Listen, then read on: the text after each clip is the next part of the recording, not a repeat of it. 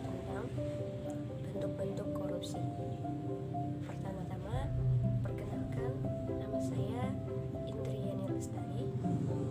Di sini saya bertugas sebagai moderator sekaligus pemateri pertama yang membahas tentang bentuk-bentuk korupsi dan kerugian negara.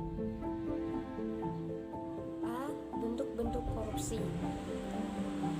Bentuk korupsi terdiri dari 7.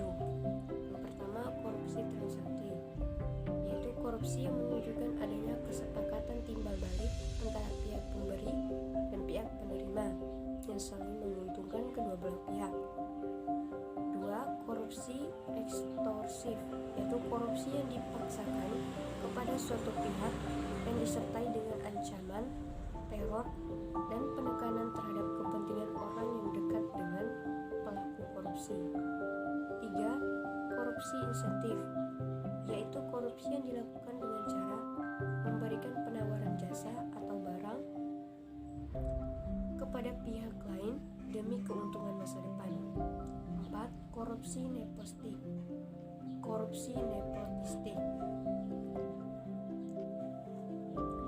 Itu yang menyangkut penyalahgunaan kekuasaan dan kewenangan untuk berbagai keuntungan bagi keluarga dekat. 5. Korupsi otogenik, yaitu korupsi yang terjadi ketika seseorang mendapat keuntungan karena memiliki pengetahuan sebagai orang dalam. 6. Korupsi suportif, yaitu korupsi yang dilakukan dengan cara memberikan dukungan atau perlindungan. 7. Korupsi defensif, yaitu korupsi yang dilakukan dalam rangka mempertahankan diri dari pembalasan. B. Kerugian negara. Menurut perspektif hukum, definisi kerugian secara gamblang telah dijelaskan dalam 13 buah pasal dalam UU nomor 31 tahun 1999, contoh UU nomor 20 tahun 2021.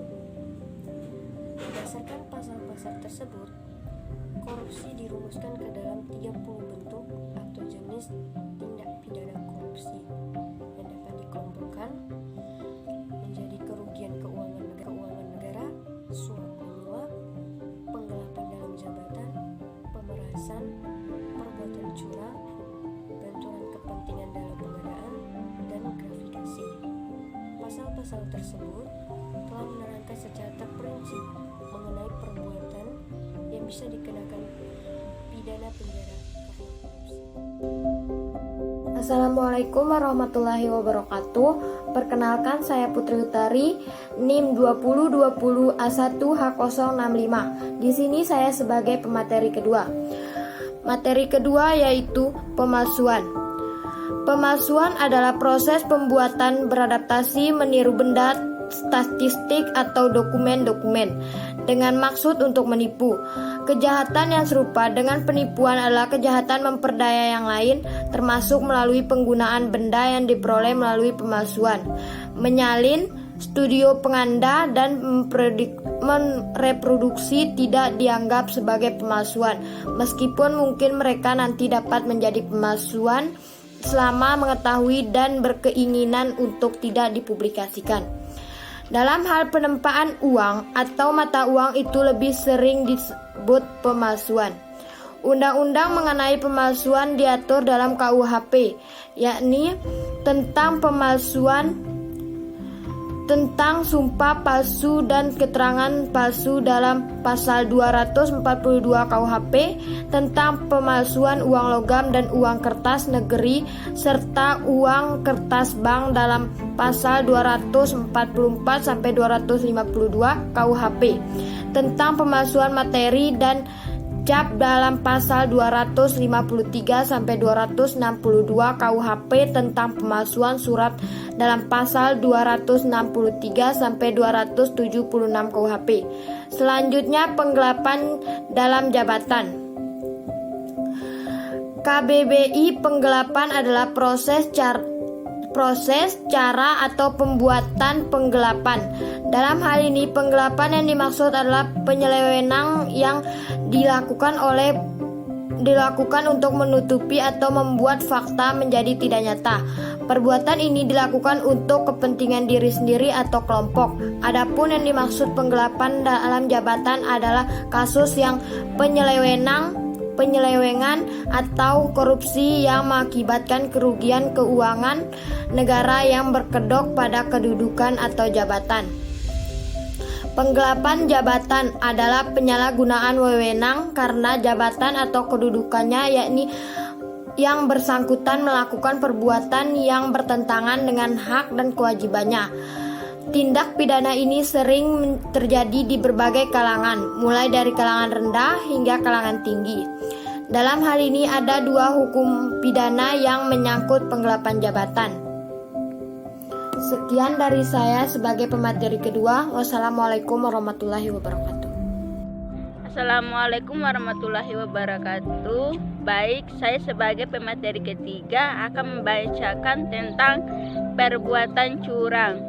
Dalam KBBI, curang memiliki arti tidak jujur, tidak lurus hati, dan tidak adil. Dalam hal ini, orang yang melakukan perbuatan curang telah mengingkari hati nuraninya dan berniat memperoleh keuntungan. Dalam bahasa Inggris yang memiliki arti penipuan, sikap ini dapat membuat seseorang menjadi serakah, tamak, dan tidak mempedulikan nasib orang lain. Kecurangan dapat disebabkan oleh faktor ekonomi yang dapat mengakibatkan tindak pidana korupsi. Jenis korupsi dengan melakukan perbuatan curang diatur dalam pasal 7 dan pasal 12 huruf HUU nomor 30 tahun 1909 yang telah diubah dengan UU nomor 20 tahun 2001. F. Kasus suap menyuap. Istilah suap dalam kasus korupsi adalah uang sogo atau uang yang diberikan kepada pihak lain untuk memperlancar tujuan tertentu. Masyarakat Indonesia menyebut suap dengan istilah uang pelicin. Transaksi suap menyuap terjadi karena keterlibatan 2 pihak yang saling menguntungkan, yaitu menyuap dan yang disuap. Transaksi ini disebut dengan istilah reciprokal atau saling berbalasan. Suap ini dapat terjadi apabila telah ada kesepakatan antar kedua belah pihak atas jumlah uang, keputusan, atau kesepakatan dan bentuk transaksi yang diinginkan. Dengan demikian, hukum pidana kasus suap diberikan kedua belah pihak dalam UU nomor 31 tahun 1999. Nomor UU nomor 20 tahun 2001 tindak pidana korupsi yang pasal 5 ayat 1 huruf A dan B, pasal 5 ayat 2, pasal 6 ayat 1 huruf A dan B, pasal 6 ayat 2, pasal 11, pasal 12 huruf A, B, C, dan D, serta pasal 13. Sekian, wassalamualaikum warahmatullahi wabarakatuh.